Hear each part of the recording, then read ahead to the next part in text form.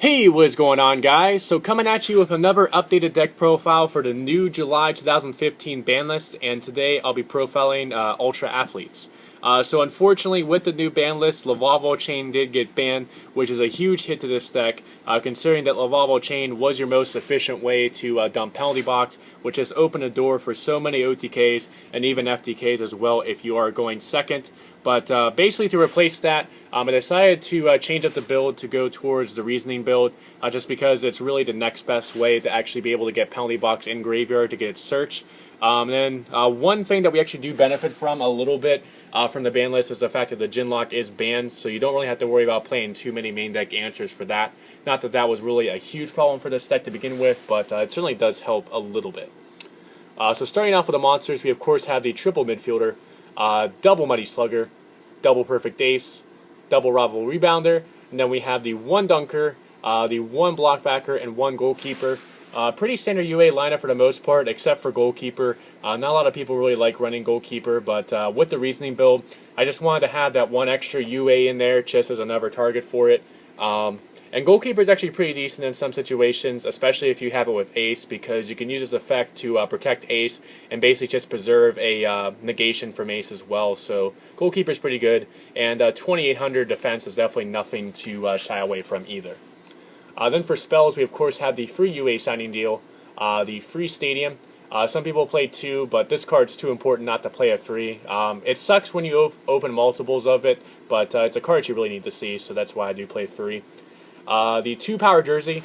This is a card you really only need 1 of for most games and 1 of to pull off the OTKs, but with Reasoning being a thing in this deck, you really don't want to have it to where you're milling off a Power Jersey off of Reasoning, and it's pretty much devastating because you don't have a way to recycle Power Jersey, or you get Power Jersey either Necros of Trisht or Ice Barrier Trisht, because that's now a thing.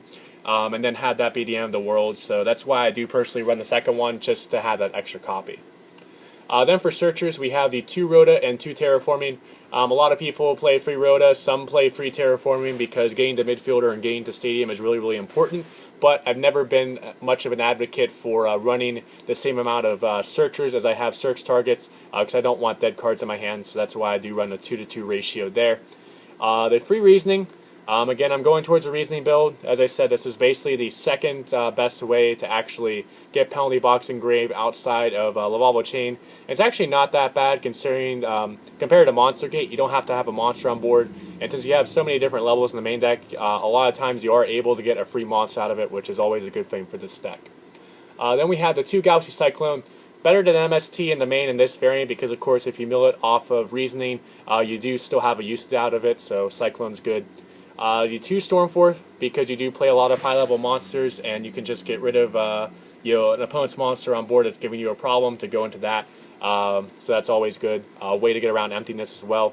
And then finally, the 1 Raigeki, just because it's, in general, a really good card. Then for traps, we of course have the triple penalty box. With Reasoning, with playing the Reasoning variant, you want to play the maximum amount of penalty box just to increase your chances of actually hitting penalty box off of Reasoning. And then you also like actually being able to open up multiple penalty boxes, especially when you have the ability to go into Perfect Ace, because that gives you the ability to set a penalty box to use as a battle trap, and then have a penalty box in hand to actually discard off of Perfect Ace. Then the 2 Breakthrough skill, because again it's effect negation that can be used if it's milled off of Reasoning. The 2 Royal Decree. Obviously this is bad against Necros, and if you're going to a bigger event where you're expecting to see an abundance of Necros, you may not want to play this in the main deck, but looking at pretty much every other meta deck out there, they play a lot of traps, and traps is really one of the biggest things that give this deck a problem, so that's why I do personally tech into 2 Decree. Then finally the 1 Emptiness, because it does kind of get in the way of your deck, but it combos off really well with Perfect Ace as a lockdown, and you have so many ways to shut it off when you need to go for those OTKs. So now onto the side deck, we have the 2 Effect Veiler and 2 Max C, just generically good hand traps. The triple MST, because even with Cyclone, I feel like with MST you need to have 3 of it somewhere in your deck. The 2 Imperial Iron Wall for, of course, the Ritual Beast, Necros, and Infernoids. The free Mind Crush for those search heavy decks. 2 Shadow Imprisoning Mirror, and then finally the 1 Soul Drain. Now for the extra deck. We have for rank 4s Abyss Dweller, Castel, Exoton Knight, Cowboy for Game, Excalibur, if we need a big beater to get over towers, or if we're going for those OTKs. 101, and then the combo of Ptolemaeus and Diamond. Of course, now that I'm not running Assault Halberd like I did in my previous builds, these are a little bit harder to go into, but they're still good to have just in case you need them, if you do have 2 midfielders on board. Then for 5s, we have the 1 Volcasaurus and the 1 Shark Fortress, just the 2 best generic rank 5s, I think, for this deck. For 6s, we have the 1 Constellar Ptolemy M7, then the 1 Photon Strike Bouncer, since you do have Goalkeeper and the 2 Ravel Rebounders to make those. Then we have Gaia Charger to, of course, overlay on top of our rank 5s and rank 6s.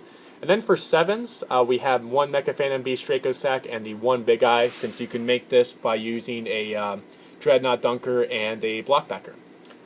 So that is it for the updated version of UAs for the July 2015 ban list, guys. Please remember to like, comment, and subscribe. Thank you guys so much for watching, and I will catch you guys next time.